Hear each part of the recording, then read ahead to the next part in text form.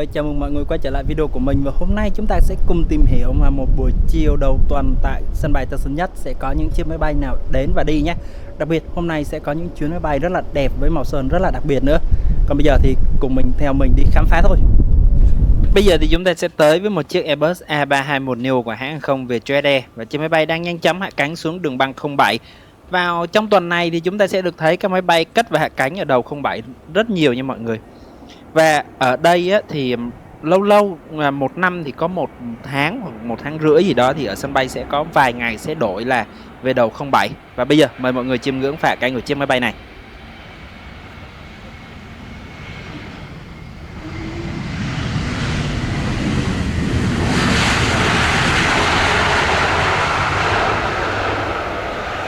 Tạm biệt chiếc Airbus A321neo của hãng không Vietjet, chúng ta sẽ tới với một chiếc máy bay khác. Chiếc máy bay đang ở đường băng 07 phải.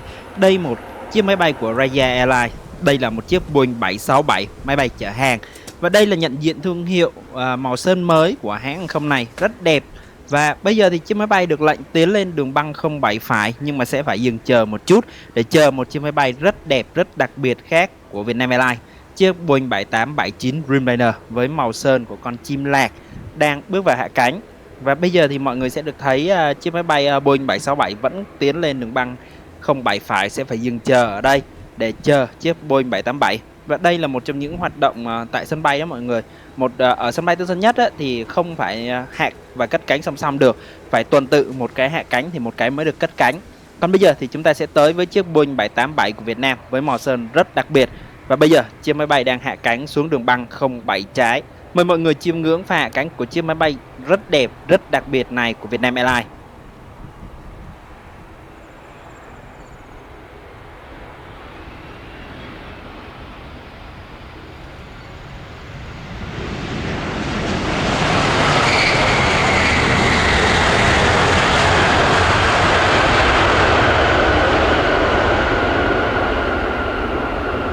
Chiếc máy bay này thì mọi người sẽ được thấy rằng khi mà xem thời sự hay là các chương trình về chính trị thì chúng ta sẽ thấy chiếc máy bay này thường xuyên được phục vụ các bác lãnh đạo Đảng, Nhà nước Việt Nam đi công du quốc tế.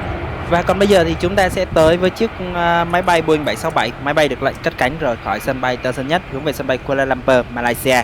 Và mời mọi người chiêm ngưỡng pha cất cánh của chiếc máy bay chở hàng rất đẹp này nha.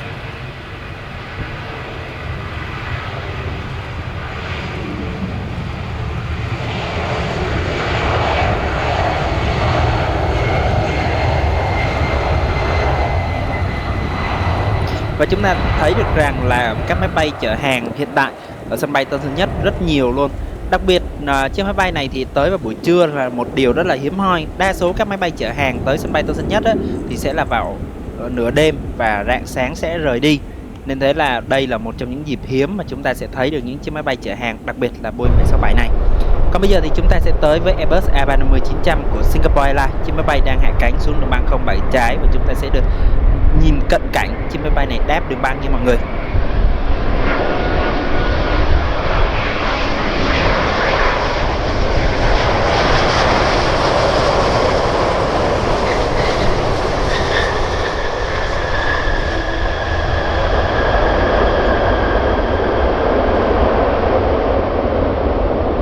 Và khi đổi về đầu 07 như thế này, chúng ta sẽ thấy được chiếc máy bay là hạ cánh xuống đường băng, cũng như thấy càng đáp chạm đường băng, âm thanh của động cơ và rất là nhiều thứ rất là đặc biệt khác của một chiếc máy bay khi mà nó hạ cánh ở đường băng.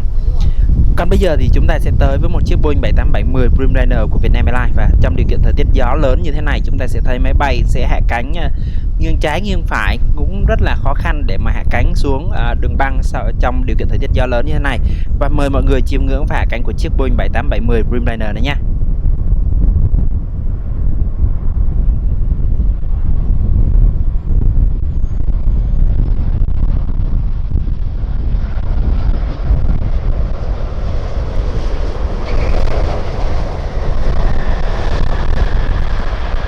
Ngay sau khi chiếc máy bay này hạ cánh thì sân bay sẽ đổi về lại đầu đường băng 25. Và mọi người thắc mắc tại sao thì lúc thì ở sân bay Tân Sơn Nhất thì lúc thì hạ cánh đầu 25, lâu lâu đổi về đầu 07 không? Và hôm nay thì chúng ta cũng sẽ cùng tranh thủ tìm hiểu xem là tại sao lại có sự việc này xảy ra nhé. Còn bây giờ thì chúng ta sẽ tới với chiếc Airbus A350-900 của Vietnam Airlines đang hạ cánh xuống đường băng 25 phải sau một thời gian đổi lại đầu về đầu 25 rồi. Còn bây giờ thì chúng ta sẽ được chiêm ngưỡng pha hạ cánh của chiếc máy bay này đã.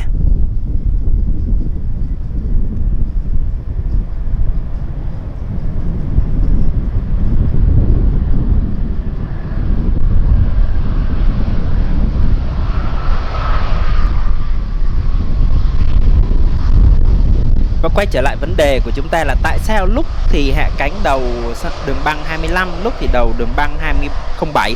Thì hướng gió là cái quan trọng nhất. Trong hàng không, máy bay cất và hạ cánh thì phải ngược chiều gió để tạo cái lực nâng tốt nhất, giảm quãng đường chạy đà. Và đầu 25 thường được sử dụng khi gió thổi từ hướng Tây và Tây Nam, phổ biến vào các mùa mưa hoặc là mùa gió Tây Nam hoạt động rất mạnh. Còn ở đầu 07 được sử dụng gió chuyển hướng thổi từ phía Đông hoặc Đông Bắc, thường gặp vào mùa khô hoặc là cái gió mùa Đông Bắc tràn xuống từ phía Bắc xuống phía Nam, nên thế chúng ta sẽ thấy được màn đổi đầu. Còn bây giờ thì chúng ta sẽ được thấy chiếc Airbus A350-900 của Singapore Airlines cất cánh.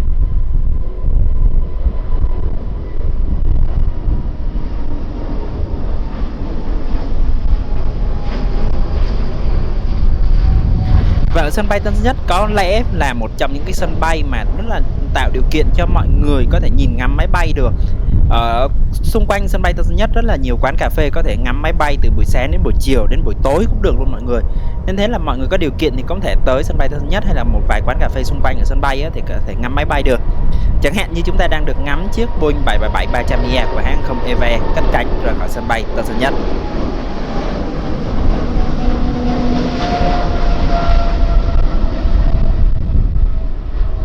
Và có bạn là nhắn tin cho mình hỏi là làm sao để biết được chắc chắn chiếc máy bay này sẽ bay từ sân bay Tân Sơn Nhất đi đâu. Thì câu trả lời là Flyradar24, một cái trang web gọi là theo dõi máy bay trực tuyến được rất là nhiều người sử dụng. Và kể cả các hãng hàng không cũng sử dụng để theo dõi các chuyến bay của hãng hàng không mình luôn mọi người. Còn bây giờ thì chúng ta sẽ tới với một chiếc Boeing 787 của Vietnam Airlines đang hạ cánh trong điều kiện thời tiết gió rất lớn. Và quay trở lại vấn đề của chúng ta là tại sao mà sân bay Tân Sơn Nhất thường xuyên đổi đầu như vậy. Thì nó cũng làm ảnh hưởng sức gió rất là nhiều. Mọi người thấy không? Sức gió mà vượt quá giới hạn á, thì kiểm soát không lưu sẽ phải đổi đầu để có thể đảm bảo an toàn.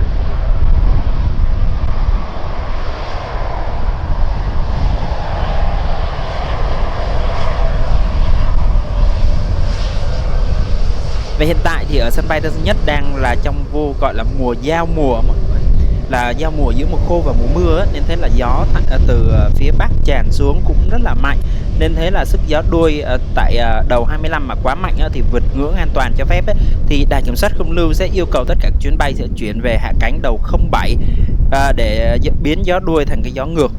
Và đấy là một trong những cái điều mà rất là đặc biệt ở hàng không, khi mà các máy bay cất và hạ cánh đều phải ngược chiều gió. Thuận gió vẫn cất cánh được nhưng mà sẽ cần một quãng đường xa hơn. Còn quay trở lại đường băng của chúng ta đây là một chiếc máy bay Airbus A321 của hãng không Vietravel Airlines, và chiếc máy bay này là chiếc máy bay mới nhất trong đội bay của Vietravel.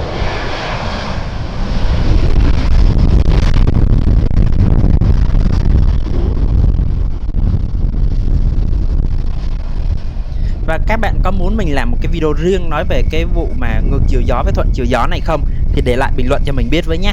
Còn bây giờ thì chúng ta sẽ tới với một nhân vật chính trong video ngày hôm nay của chúng ta. Đây là chiếc Boeing 737-300ER của China Airlines. Chiếc máy bay thực hiện chặng bay từ sân bay Đào Viên, Đài Loan về đến sân bay Tân Sơn Nhất. Và đặc biệt chiếc máy bay này có hình họa tiết của phim Zootopia 2, nơi mà một bộ phim hoạt hình rất nổi tiếng. Và hãng không China Airlines kết hợp với bộ phim này đã đưa những nhân vật hoạt hình lên máy bay. Không chỉ là ở máy bay thôi mà ở bên trong máy bay cũng là những nhân vật hoạt hình của Zootopia 2. Đây là một trong những chiếc máy bay cực kỳ được đón chờ tại sân bay Tân Sơn Nhất vào mỗi chiều thứ hai. Và hiện tại thì theo như thông tin cập nhật thì đây là chuyến máy bay cuối cùng trong đợt mà chiếc máy bay đặc biệt này sẽ tới sân bay Tân Sơn Nhất. Và bây giờ mời mọi người chiêm ngưỡng pha hạ cánh và chiếc máy bay rất đẹp này ở sân bay Tân Sơn Nhất.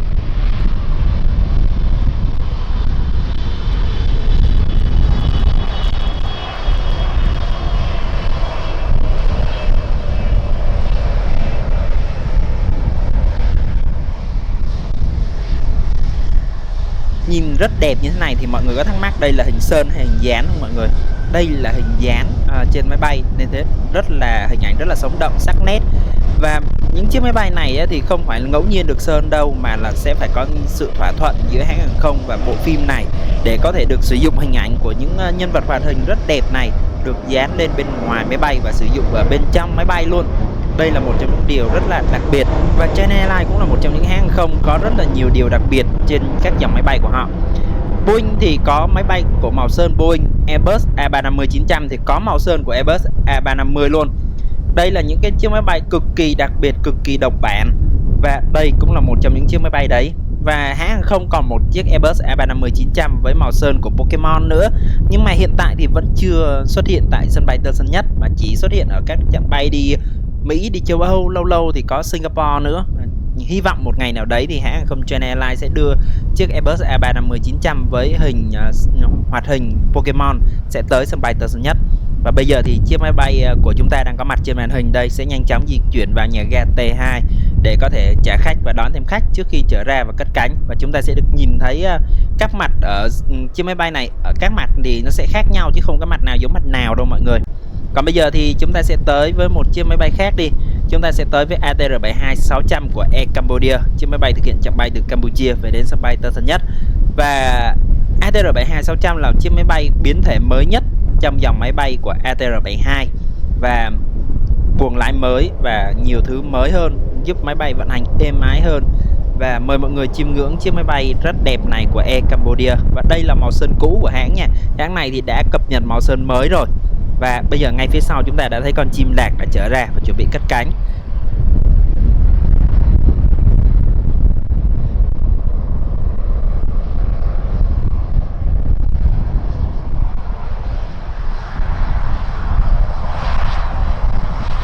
Và hiện tại thì Air Cambodia đang có những dòng máy bay ATR72-500, ATR72-600, Airbus A321. Và sắp tới đây thì hãng sẽ có khả năng sẽ nhận thêm cả Boeing 737 Max 8 nữa. Còn bây giờ thì chúng ta sẽ tới với đường băng 25 trái, nơi chiếc Boeing 7879 Dreamliner của Vietnam Airlines với hình con chim lạc đã được lệnh cất cánh rời khỏi sân bay Tân Sơn Nhất hướng về sân bay Nội Bài, thủ đô Hà Nội. Mời mọi người chiêm ngưỡng chiếc máy bay rất đẹp này của Vietnam Airlines.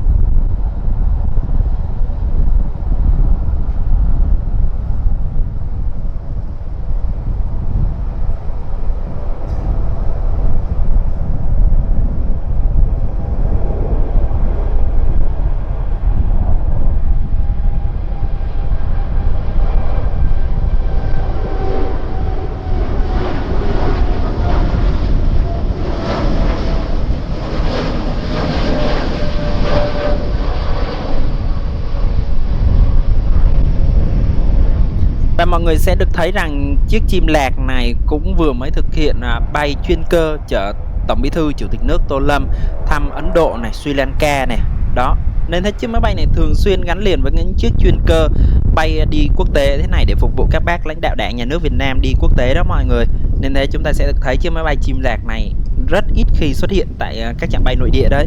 Còn bây giờ đây là một chiếc máy bay độc bản khác của Vietnam Airlines, chiếc Airbus A350-900 với màu sơn của Liên minh hàng không SkyTeam, liên minh hàng không mà Vietnam Airlines đang tham dự.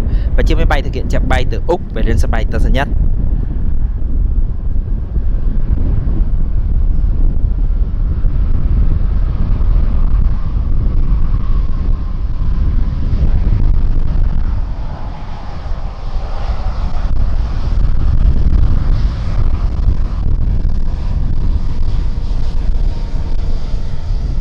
Trên thế giới có 3 liên minh hàng không lớn và Vietnam Airlines đã chọn liên minh hàng không SkyTeam. Và đây là một trong những chiếc Airbus A350-900 độc đáo trên thế giới. Nó có màu sơn của liên minh hàng không SkyTeam màu bạc đó.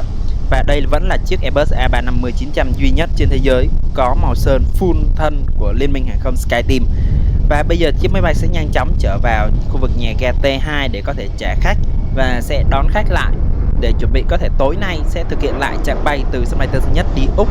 Và ở Vietnam Airlines thì các chặng bay như thế này thì thường xuyên luôn mọi người. Các máy bay sẽ có một cái tuyến nào đó trong vài ngày, sau đó thì họ sẽ đổi máy bay tiếp. Còn bây giờ thì chúng ta sẽ tới với một chiếc Airbus A330-300 của hãng hàng không Vietjet Air. Chiếc máy bay đang hạ cánh xuống đường băng 25 phải sân bay Tân Sơn Nhất. Và sắp tới đây tháng 10 đây thì hãng hàng không Vietjet Air sẽ thông báo là họ sẽ nhận Airbus A330neo đấy. và chúng ta sẽ cùng chờ đón nhé. Còn bây giờ thì chúng ta sẽ được chiêm ngưỡng phá cánh của chiếc Airbus A330-300 của hãng không Vietjet Air.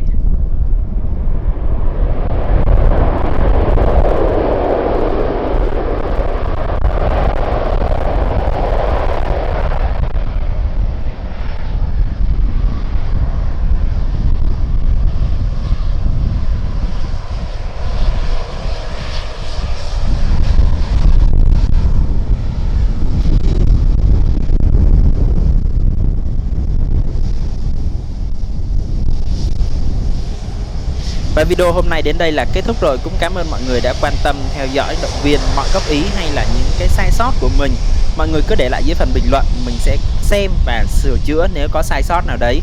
Và mình thì không chắc chắn là mình sẽ đúng hoàn toàn 100% đâu. Nên thế nhiều khi mình viết mình cũng nói nhầm, hay là mình có bị thông tin nhầm như thế nào đấy thì mọi người cứ góp ý nhé. Chúng ta sẽ cùng nhau trao đổi để phát triển hơn.